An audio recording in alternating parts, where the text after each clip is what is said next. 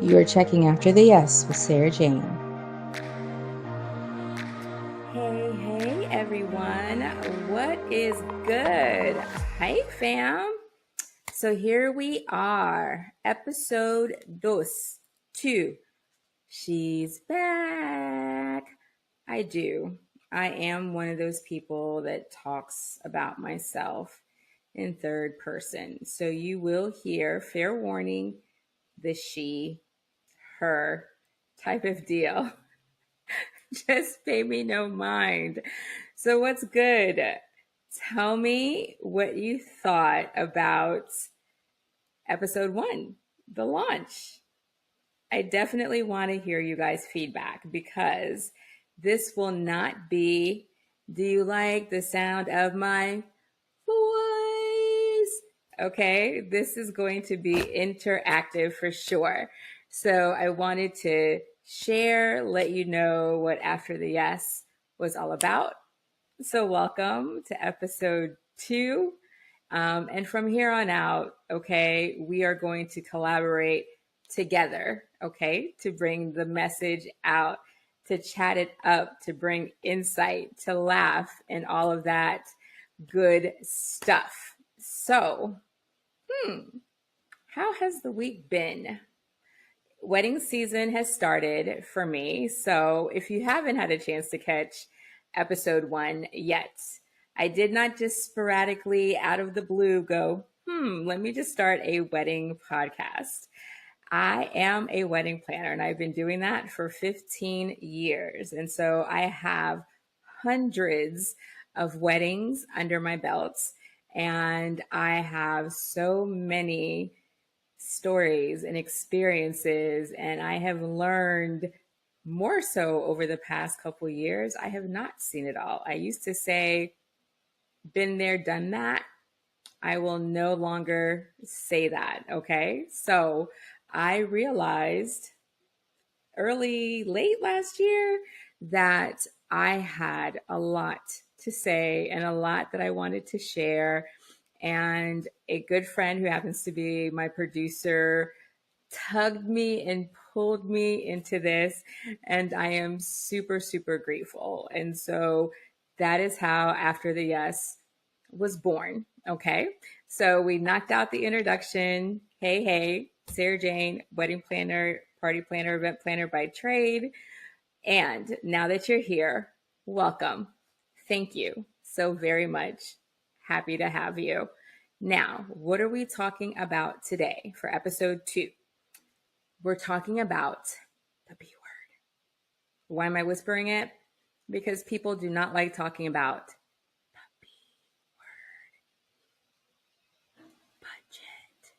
the B word. Budget. I know. Budget. It's like that mail that is sitting there, and for some reason, if you don't open it, it's not really real. Yeah, budget. It's that definite elephant in the room, right? And so, what I said after the yes was, you've had this beautiful proposal, it's the love of your life.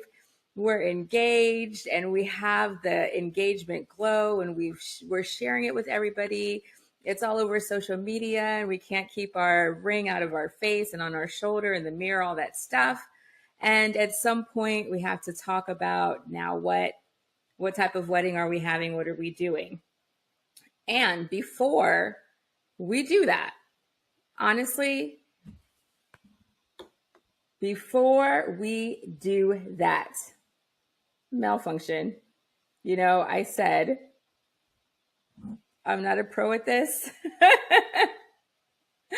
So work with me here. So before we go through, oh, babe, I see a vineyard, or I see, a rooftop wedding, what we see in our bank account, that's what we need to talk about. So, we need to be realistic, because you're only hurting yourself. And if we're saying forever, ever, we definitely need to have a mature conversation about our budget and Who's involved in this budget? Is it just me and you, right? Or are parents, future in-laws involved? A realistic budget is super important. And you don't know what you don't know. So do not fault yourself for not realizing how expensive things are. Because even deciding to have a small, intimate, romantic wedding for 50, a nice 4-course meal, open bar, amazing wine, surf and turf, duet plates, can still cost you $40,000. So you still want to talk about the budget before you go any further, okay?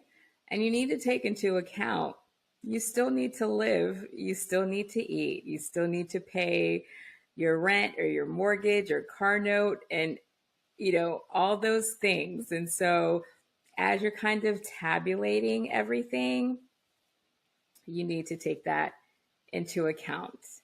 Now, once you set that realistic budget, you want to do everything you can to stick to it. Or maybe come up with a budget that the two of you can really adhere to, and then reach out to family members to see what part that they want to do in regards to that. Let me tell you this, side note, alert, alert, I've seen it too many times. Do not base your budget on what you are expecting in the gift card box. Okay?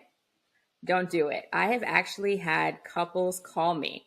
I one time had a bride and groom call me the day after the wedding and say, should they say anything because they had guests at their wedding and there was no cards from. So actually the evening of the wedding, they went through all the cards that they received and tabulated who they did not receive cards from.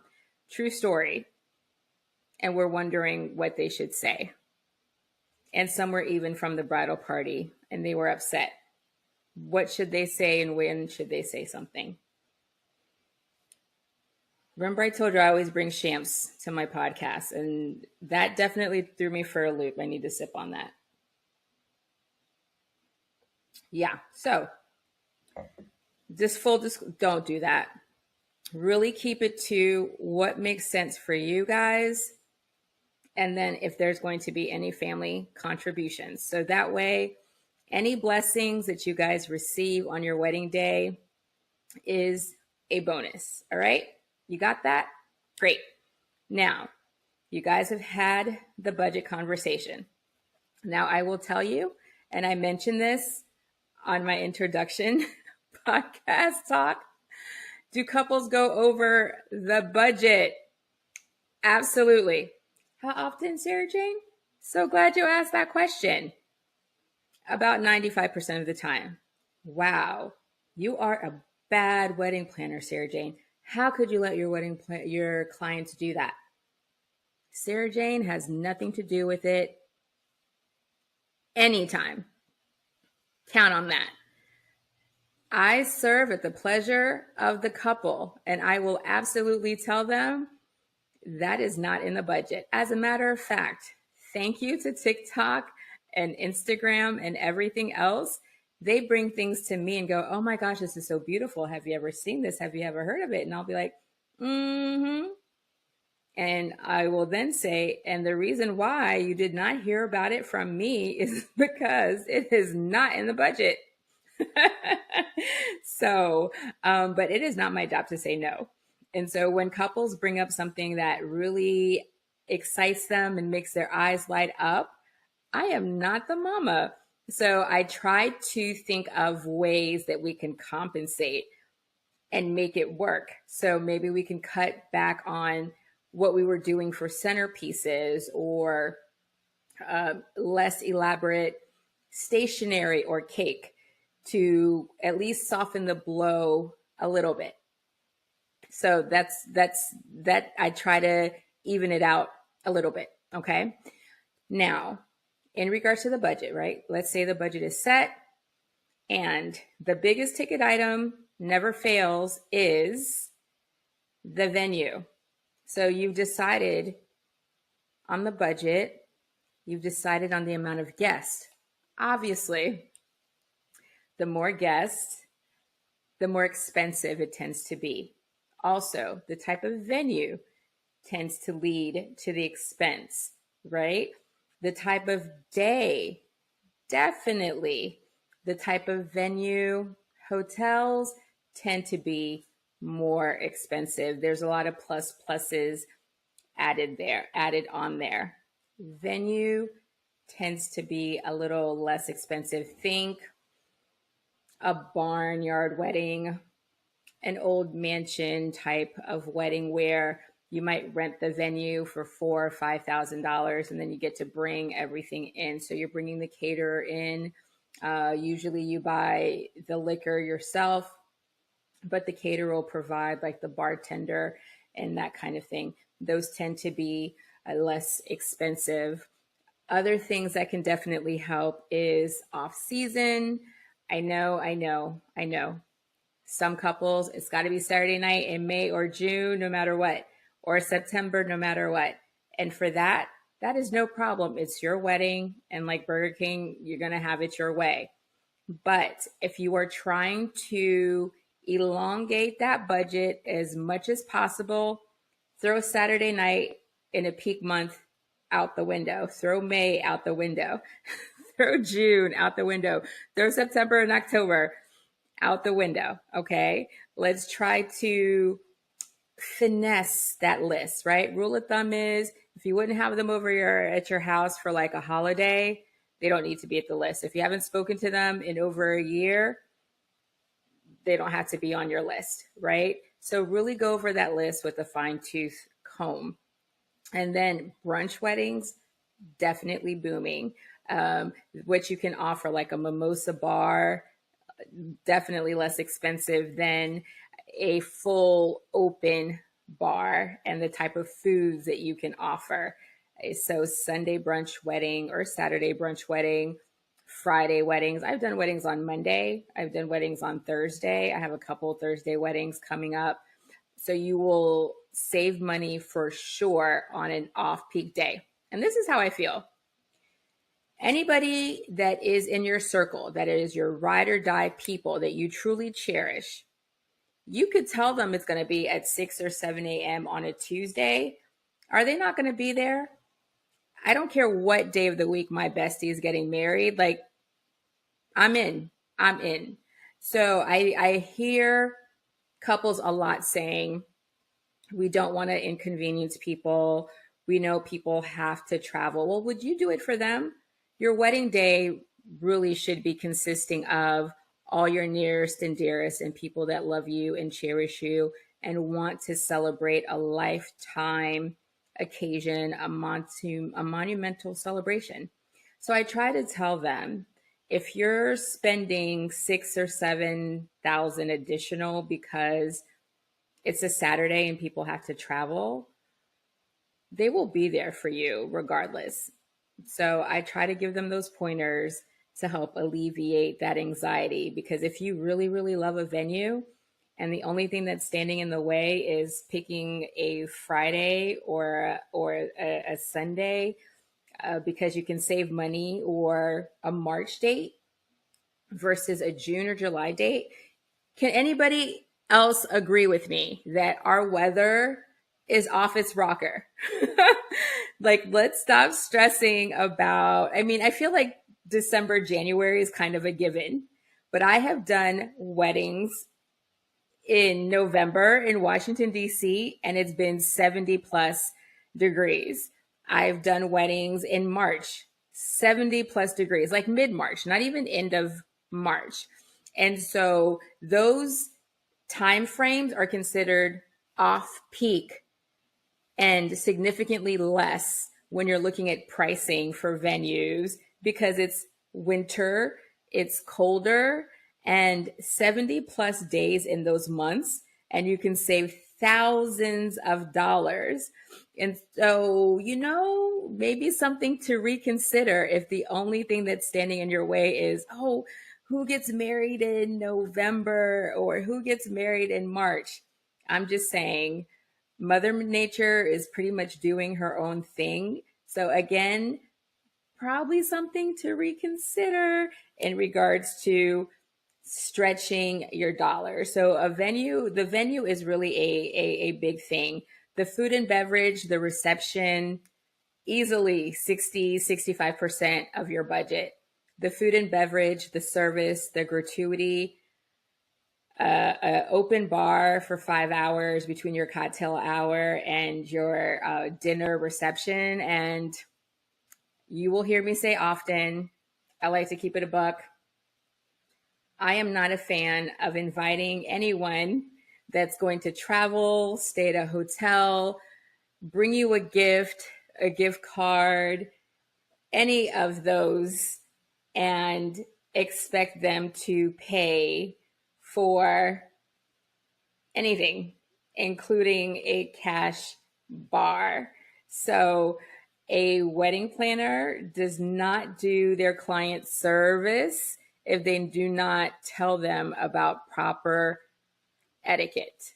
So I rather couples do perhaps one signature drink and a wine and beer bar. If a full open bar is too costly, because it is expensive, some of them are $25 to $35 per hour per person, depending on what quality you choose. So it can be from like top shelf, premium, house, those kind of things. And so if there's a open bar for 4 hours and you have 150 people, do the math. But find other ways so guests have at least some selections than offering them water, iced tea, and a cash bar. I think that is the polite and nice thing to do. So there's that suggestion in regards to budgeting for food and beverage and budgeting for venues, tented. A lot of people think a tented wedding, an outdoor wedding, can save money, but you would be surprised when you are bringing all the outdoor elements. It adds up. You're bringing in the tent.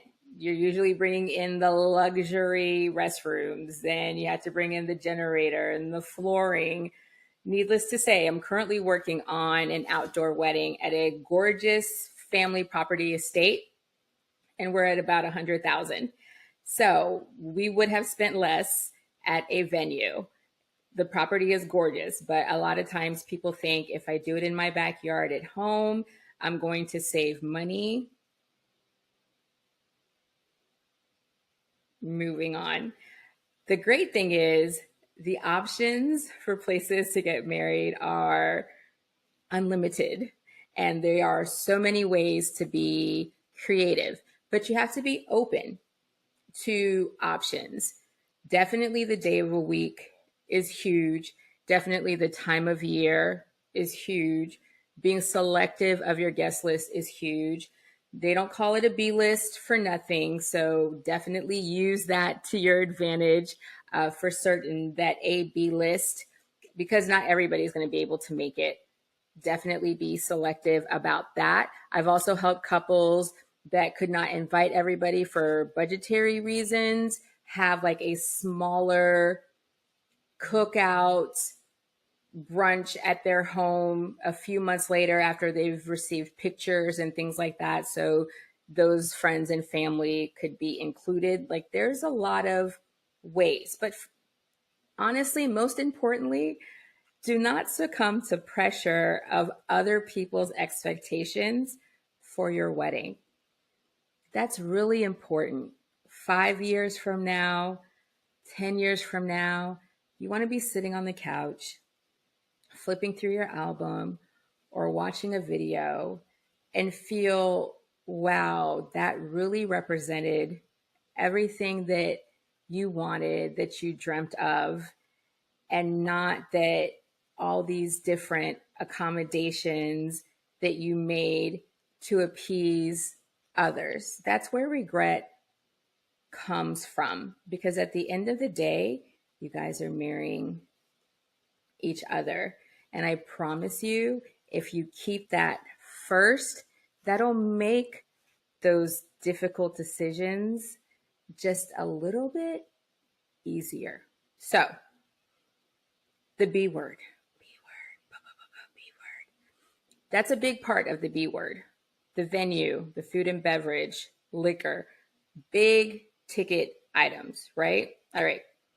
Spreadsheet, you got to do it. It's kind of like the tapping of the card, the swipe of the card. If you do not keep record of every single little thing, you will most definitely blow the budget, and bigly. So the record is important, so you see what you're doing, not only what you're spending, because they will all have deposits and installment payments, but when the next payments are due, and there will be things that you do not account for. So you definitely want a little bit of cushion. Those invitations are expensive. Invitations are expensive and they're beautiful. And I am a fan of a gorgeous invitation. Send them a beautiful invitation that kind of gives them an intro of what there is to come. And then you forgot that you got to mail those puppies. And I have seen gorgeous acrylic boxed invitations. And then we got to the post office and they were $9 to $10 to send. And there was 60 or 70 of those to mail. But everybody in this day and age gets it. Send an electronic save the date or send an electronic invitation. Because at the end of the day, are people keeping that gorgeous, $20 invite that cost $8 or $9 to mail? How long are they keeping that? Would you rather have an amazing 4-course meal or this incredible DJ or band, or spend $1,500 to $2,000 on invitation and stationery? Those are the decisions that have to be made. Did you know that you could get a great seating chart off of Etsy versus these elaborate seating cards, escort cards, place cards for $4 or $5 a piece, right? If you are going the route of, babe, we can figure this ourselves and we do not have to have somebody assist us, those are things to think about. What is going to have the biggest impact, a long-lasting effect, not only for us, but for our guests? And I can tell you from past experience, and not only speaking to guests, a great venue, incredible food, and the entertainment every single time. Guests love a party that they don't want to end, that has to end, but they don't want to end. And incredible food and cocktails and that kind of thing. So there's definitely ways to stretch that out. And then I personally are the photos, because yes, the party has to end. For anybody that does not finish their food, it goes in the trash. That doesn't eat all the cake, it goes in the trash. Whatever lovely centerpiece is, it goes in the trash. Your wedding photos is the only thing that you will have from your wedding day to tell the story for a lifetime and years to come. So if we have to make that 4-course meal a 3-course meal, or instead of maybe serving 5 past hors d'oeuvres, maybe serving 3 past hors d'oeuvres, you do not want to skimp on your wedding photography. You do not want to pick a huge photography chain that they just contract out wedding photos. So what you see on their website does not depict who you'll actually get on the wedding day. I've seen this so many times. Still get somebody that's reasonable and fits in your budget, but that, hey, get 1,000 images for $9.99. Usually, if it sounds too good to be true, it is too good to be true. But those key things, definitely photos would be next. A wedding photographer. You can't beat that, because what is it after all of that? After all the planning and designing and color palette, if you don't have the photos to show for it, then what? So, you guys, a little bit of intro about the budget and how critical, because where are we going if the budget isn't discussed? If we don't have an action plan, a game plan, we really can't even put the car in drive. Do you understand what I'm saying? It literally is getting in the car and figuring out where are we going. So we got to put the address in the Google Maps, and that's what the budget is like. And it's an uncomfortable thing, but it is a necessary thing, and to be realistic about it. So get used to the plus if you're getting started. So you might see something, you're like, oh my gosh, babe, we can totally do this. $84.99 per person. Let's rock with it. Well, hold on. That little plus, you're going to see that's going to be that 22 to 26% service fee on top of that, and then the tax. And then all of a sudden you're like, oh, wait, that actually comes to like $122 per person. So there's a lot. There's a lot to chew, and there's a lot to do with that budget, right? Are we including the dress? Are we including hair and makeup? Are we including hair and makeup for you or for your entire bridal party? There's decor, and decor is not just centerpieces. There's uplighting, there's draping. Favors nowadays, like 50-50. Are we doing everything at the same location? Is it a lot of guests that are out of town? So do we need transportation if it's not going to be at the same location? Hey, babe, this is really a lot. Should we entertain destination weddings? And that's going to be a whole nother episode. But exactly what are we doing with this budget? What is involved? What are we including in the budget?